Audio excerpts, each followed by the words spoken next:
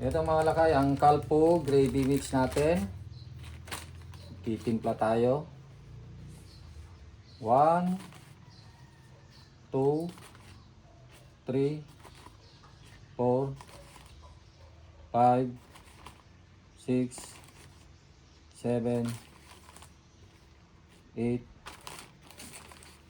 9, 10, 11, 12, 13, 14, 15, 16, 17, 18 divided by 6 equals 3.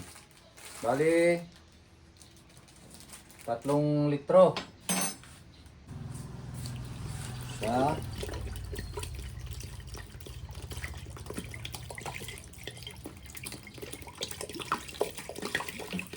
ito yung kailangan natin pang halo-halo, madaling matunaw.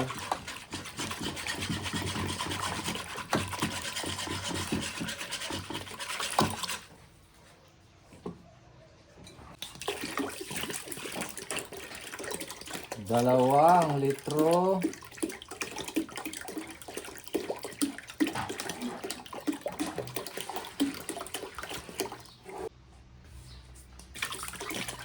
Tatlo litro.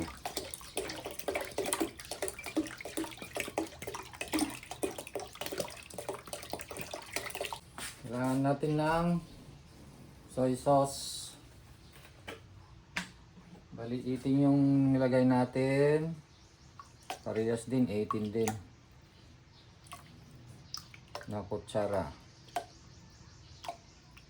6, 7, 8, 9, 10, 11, 12, 13, 14, 15, 16, 17, 18.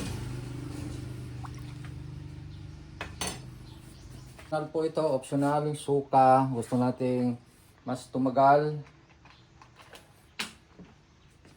Lagyan natin ng 3 tablespoon suka para hindi madaling mapanis. Bali sa 1 litro, 1 kutsara lang. Of course, kailangan natin haluin.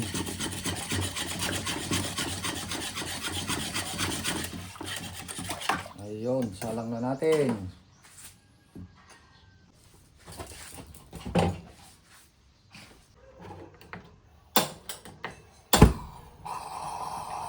Parang bomba. Exhaust. Ngayon lang yung exhaust natin.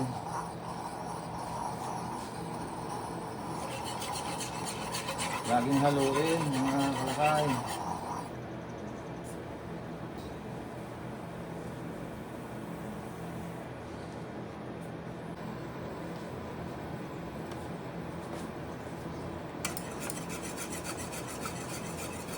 Ayun, medyo lumapot na. Lapit nang maluto ito.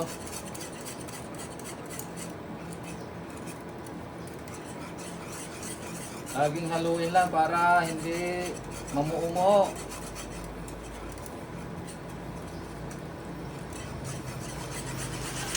Wala maging pino siya.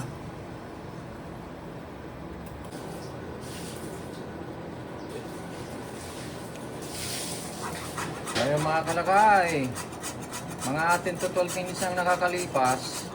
Ito oh, malapot na siya.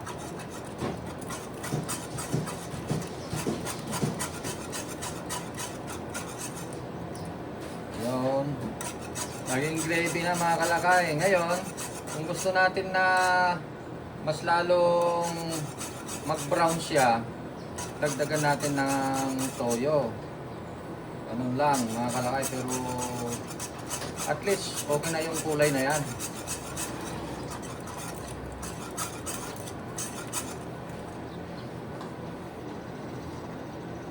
Ayan. Ayan o, kumukulo na siya. Kaya patayin na natin. malapot na. Ngayon mga kalakay, isalin na natin sa ating lalagyan na thermos. Ingat-ingat lang. Kailangan natin ng filter na ganyan, no? Para masala yung namumuo na gravy. Kasi magbabara yung faucet natin eh. Mainit. Alam nyo ba na umaabot to ng mga 10 to 12 hours ang init niya. Kaya pagka binigay natin sa customer eh, mainit-init pa yung gravy natin.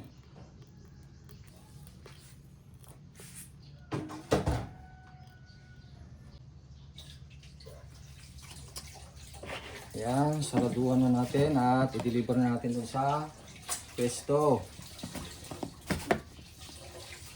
Ayan o, at gravy. Sa kanto nagsimula, pritong manok ang puhunan. Pawis at tiyaga, 7 araw walang tulugan. 17 taon, negosyo'y pinalago. Sa bawat subon ng manok, tagumpay ay dumapo. Dumating ang pandemya, mundo'y tumigil saglit. Ngunit hindi sumuko.